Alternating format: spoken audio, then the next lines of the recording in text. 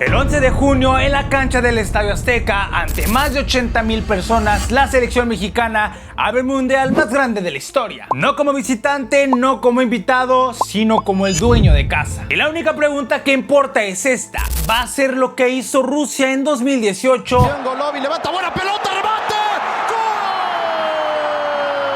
¡Gol! ¿O hará lo mismo que hizo Sudáfrica en 2010?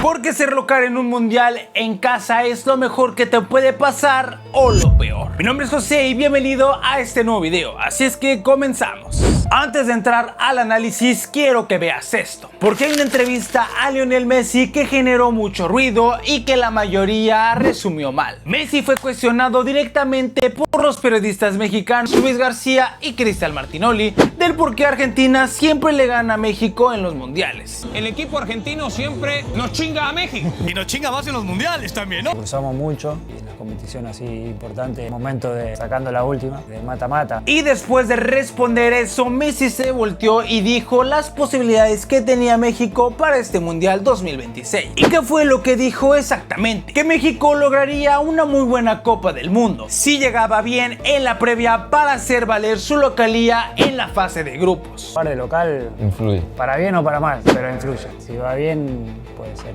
una linda oportunidad porque jugar de local se nota. La verdad es que suena elogio, pero hay una palabra ahí que lo define todo. Sí, no dijo que va a tener un buen mundial, dijo que puede tener un buen mundial, con una condición, y esta condición es la que muy pocos están analizando. Y si nos ponemos filosóficos, Messi nos dio a entender que esta puede ser una herramienta que si no sabes utilizarla te puedes cortar. Para entender lo que puede pasar con México hay que entender lo que pasó con Rusia en 2018, porque es el caso más poderoso de la historia reciente. Antes del torneo, Rusia era considerada incapaz de pasar la fase de grupos de su propio mundial, sin figuras globales, sin ranking relevantes, una selección anfitriona por protocolo y no por mérito. Pero hay algo que pasó desde el primer partido. El estadio Luzhniki en Rusia nos pudimos dar cuenta de que Rusia sería el caballo negro de este mundial, como Rusia utilizaría la localía como su mejor arma para los equipos que enfrentaba. Y muchos pueden decir que fue simplemente suerte,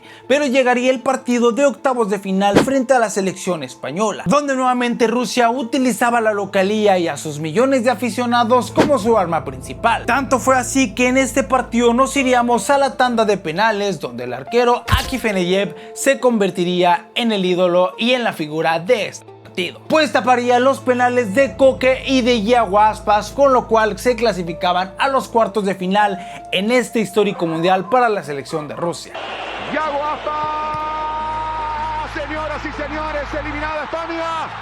Rusia sigue en la Copa del Mundo. Rusia llegaba a los cuartos de final por primera vez en 48 años. Por penales, la selección local, la selección rusa, acaba de eliminar a España. Los periódicos de Moscú han llenado sus páginas de elogios motivados por la clasificación a los octavos de final. España quedó eliminada de la Copa del Mundo a manos del local, del anfitrión, de Rusia. Pero ¿qué fue lo que hizo diferente a la Rusia anfitriona? Simple, llegó sin expectativas a su propio mundial. Nadie en Rusia ni siquiera exigía que pasaran a las fases finales. Sí querían ver a su selección competir, pero simplemente no daban mucho por ella. Y eso fue lo que liberó a muchos futbolistas de una presión que a cualquiera le puede haber pasado por encima. México en 2026 tiene exactamente lo contrario. 130 millones de personas estamos ansiosos y esperemos que pasemos de fase de grupo. Pero si somos honestos, esta puede ser una de las máximas motivaciones para el futbolista o una de sus peores presiones en su carrera. Pero así de bien como le fue a Rusia en 2018, tenemos la otra cara de la moneda.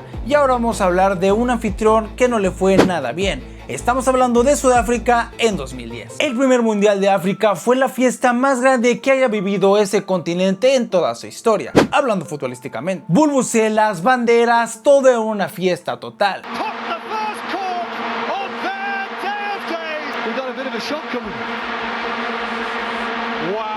Pero ¿cuál fue el resultado? Pues fue la primera selección anfitriona en toda la historia que ni siquiera lograba pasar de la fase de grupos de su propio mundial. Pero no los aplastó un rival superior, los aplastó la presión de ser el anfitrión, el peso de representar a una nación completa. Entonces, ¿por qué falló Sudáfrica pero Rusia no? Y la respuesta es muy simple: la diferencia en lo mental. Porque Rusia jugó para sobrevivir, mientras que Sudáfrica jugó para no decepcionar. En el deporte de alto rendimiento, la mentalidad puede ser tu mejor arma o también puede ser tu peor pesadilla. La ventaja de México es que sus mejores participaciones en un mundial han sido en 1970 y en 1986, justamente cuando fuimos locales. Javier Aguirre llegará a dirigir su tercer mundial con la selección mexicana, pues ya lo hizo en 2002 y en 2010, justamente en Sudáfrica. En ambas ha alcanzado los octavos de final y esperemos que este año sea totalmente diferente y clasifiquemos a los cuartos de final